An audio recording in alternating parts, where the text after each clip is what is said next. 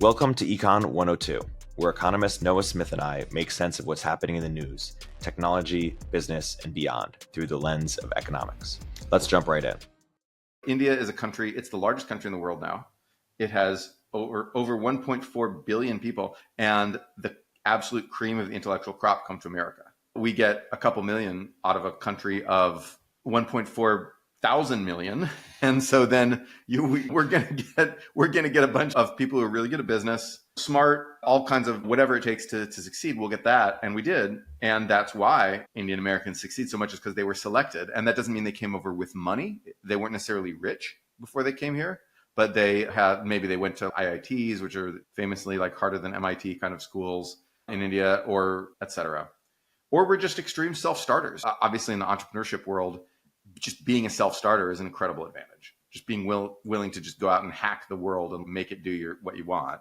That's a big advantage. And that's a lesson of a group difference that doesn't come from racism per se. It doesn't come from, it's not because Indians are white adjacent or whatever, because they do just much better than white people. And this is a group of people who historically were oppressed by white people, like colonized and often brutalized by white people, and yet still succeed wildly in America. This is selection effect. We know that group differences can happen because of selection effects. And we're actually seeing a number of racial gaps in America now narrow between Black and white people. And part of the reason is because African and Caribbean immigrants, who are not quite as selected as Indian immigrants, but still pretty selected, are coming in. And so we're seeing a lot of that. And that's fine. Like, I want those immigrants. I want those people. I'm happy that this is happening. You know, there's some friction between African Americans whose families have descended from slavery, and then, you know, African immigrants. There's like a bit of friction there, but there's not a lot of friction. There's like one line, like in the show Atlanta, like in the first season, there's one guy who's like, I hate Nigerians. And then there's this Nigerian club owner tries to screw them out of some money, and they threaten to beat him up and blah, blah, blah. So there's like a little bit of friction, but then also their best friend is Nigerian. These selection effects are fine. There's no reason not to have those. And yet they lead to group differences. They really predictably do. Regional differences lead to group differences. So we've seen major effects with ethnic enclaves. So Hispanic people in the Southwest, like in New Mexico, where like everyone is Hispanic, or Hispanic enclaves in Arizona and SoCal and Texas, just do worse economically. And that's not new, right? That was true of Swedish immigrants, the Swedish people who moved to all Swedish towns in Minnesota. Those towns were very poor up until like very recent, the 90s or something, right? Those towns, in fact, they're still probably poor. The people who just stayed in those immigrant enclaves were poorer, and Jews too. Jews who lived in Jewish ethnic enclaves in New York had much worse outcomes than Jews who moved away to Houston or Los Angeles or Chicago or places like that. There was like some program to get Jews to move, and I forget what it is, but then it made their economic outcomes much better. We could even see that with the Japanese internment, actually. Japanese Americans made less money than white Americans when they were in ethnic enclaves on the West Coast, but then they were interned and displaced and their land stolen and all this horrible stuff in World War II. And then they were let out of those camps after like a year or so on the condition that they didn't move back to California, where there were all these racists and it might incite tensions and blah, blah, blah. And so they moved to other parts of the country. So Japanese Americans dispersed to other parts of the country where their income immediately shot up and they started doing better than white people. So ethnic enclaves produce group differences. And that's important. And when you're looking at national statistics, you have to think about that. There's all these things that can affect group differences. And I think Kendi is a nut. And a lot of the stuff he says is bad. Like the idea of a department of anti-racism that would scrutinize every bit of culture and every hiring decision in America for hints of racism. No, that's totalitarian. That's ridiculous. No one wants that. And I think Kendi has fallen out of favor officially because he mismanaged funds, but then unofficially because people realized his ideas were kind of nuts. But I do think there is something to the idea that black-white disparities are the lingering result of racism. And I don't mean via discrimination, although there's still some of that, right? There's discrimination out there. But that's not what I mean. What I mean is that as a black person in America, it's very hard to think of America as your country, as a country where you belong and you are a full 100% equal citizen, and where this country is set up for your success. It is very hard to think that, given history. And given the existence of online racists who will still say all the old racist KKK shit to you every day. But even abstracting from that, history makes it hard for Black people to believe that America is their country and that they are of the same people as white Americans or as Asian Americans, Hispanic Americans. If you are Black, your history in this country is your ancestors, unless you're a kid of a recent immigrant, your ancestors were like enslaved, and then segregated and lynched, beaten, terrorized, all this stuff, and treated as second-class people. That history has left an indelible mark. That is going to leave a mark on every sort of performance-based thing that we see. Because if I lived in a country that I didn't think was my country and was not set up for me, or I wasn't if I lived in Russia where I would be a second-class citizen. My ancestors lived in the Russian Empire and they were second-class citizens. And they were not very successful people. They were peasants in Lithuania. They were blacksmiths, actually. So they weren't like the poorest of the poor, but they were middle class, lower middle class, whatever. Because the country was not set up for them. It did not make sense to try to like rise up high, to try to make it to the top in a country that's not set up for you, in an environment that feels hostile to you. This national identity is very important. And I believe that when Kendi and people like that talk about and Ta-Nehisi Coates, who is a guy that I do respect a lot, he's a brilliant guy, and I think made exactly the right choice of when to sort of back off the national political discussion for a few years. He made a lot of great points. And I just think if I were in Russia, how would I think about success? How would I think about, would I want to study hard in school? Maybe. I think I would think about getting out, but if you're a Black American, where are you going to go? Like Canada? Maybe. But for my ancestors in Russia, in the Russian Empire, lived there for hundreds of years, lived in that area for centuries upon centuries, and didn't get out. They didn't leave because there was no obvious place that you could go. And then America happened, and then there was a place you could go, and then they went.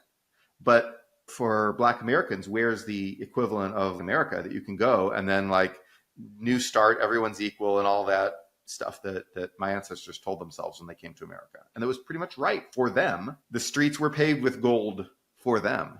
And where can Black Americans go that's like that? I don't know if there's any place on earth, because you go to Australia or you go to Canada, they have somewhat similar histories, not necessarily slavery, but certainly racial exclusion and blah, blah, blah.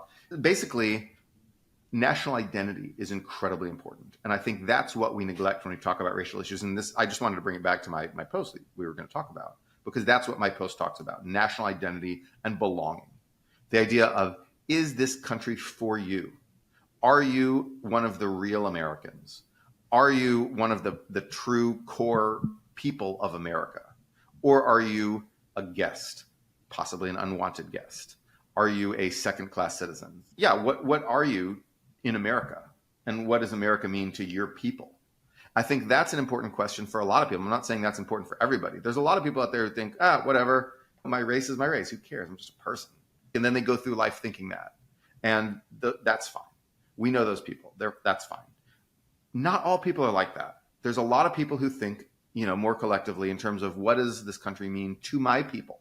Not to me as an individual, but to my people, to my group, to my line. And I think that there's enough of those people where it makes a big difference socially. If Jewish people thought that America was institutionally anti-Semitic, Jewish people would try less hard and they'd agitate more to overthrow America. Jews in America tend to be pretty moderate, mostly normie libs and then some normie cons, right? There's few radical Jews in America, and I think it's because Jewish people don't think America is against them. And a lot of Black people do, and it's reasonable for them to think that, given history. And we're going to have to work very hard to convince Black people that's not true.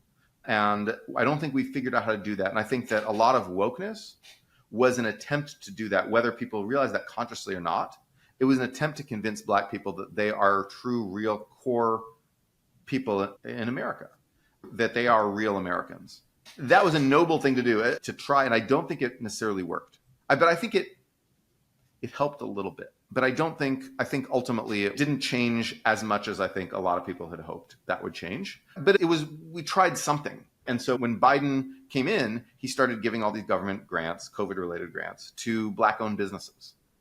And that's not a communist revolution. It's not a redistribution revolution. It's like business people. It's Black people with bourgeois values who are building capital and whatever, giving Black people a stake in the system. As Nixon once said, a piece of the action. And that's what that idea was. It got struck down by the Supreme Court as racially discriminatory after a bunch of white people sued. So I think that idea of like, you're a black business person, this government supports you, here's a grant specifically for you, that was too divisive. White people got mad. They sued, not all white people, but there were some white people who got mad and sued because like, why are these grants not for me? And they won. And that program had to be scrapped. And I think you're going to see a similar thing. You just saw the similar thing with affirmative action. You're going to see it with DEI. You're going to see a lot of discrimination lawsuits related to DEI. And I predict, though I'm not a legal scholar, but I read Noah Feldman. So I'm getting this from Noah Feldman. So I predict that the Supreme Court will basically uphold non-discriminatory things and a lot of attempts at pro-black discrimination with, even though the goal is not to create like a black supremacy in America, the goal is to simply send a message to black people that they belong in America after all that horrible history. Things have changed now, things are different, now you belong. That will be struck down.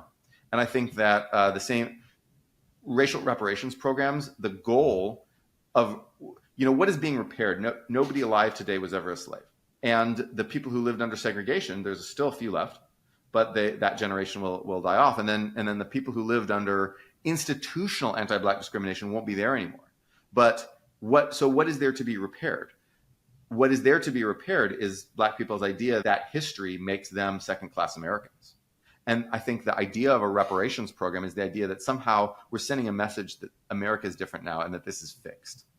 I don't think that's going to work. I don't think it's going to happen because it'll make too many people mad. Seems like it is racial redistribution, zero-sum game. And the people who are asked to pay for that, most of those will be people whose ancestors never oppressed black people. Kids of poor Mexican immigrants will be asked to pay reparations to descendants of black slaves. People whose ancestors were interned in the Japanese internment, segregated in Chinatowns in California, will be asked to pay reparations to the descendants of black people who were segregated and redlined.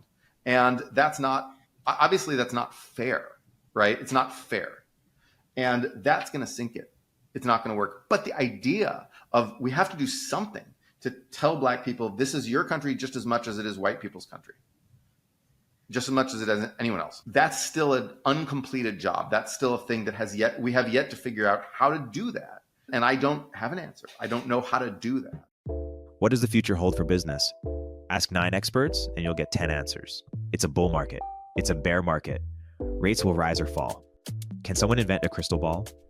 Until then, over 41,000 businesses have future-proofed their business with NetSuite by Oracle, the #1 cloud ERP, bringing accounting, financial management, inventory, HR into one fluid platform. With one unified business management suite, there's one source of truth, giving you the visibility and control you need to make quick decisions. With real-time insights and forecasting, you're peering into the future with actionable data. When you're closing the books in days and not weeks, you're spending less time looking backwards and more time on what's next. If I had needed this product, it's what I'd use. Whether your company is earning millions or even hundreds of millions, NetSuite helps you respond to immediate challenges and seize your biggest opportunities. Speaking of opportunity, download the CFO's Guide to AI and Machine Learning at netsuite.com/102. The guide is free to you at netsuite.com/102. netsuite.com/102.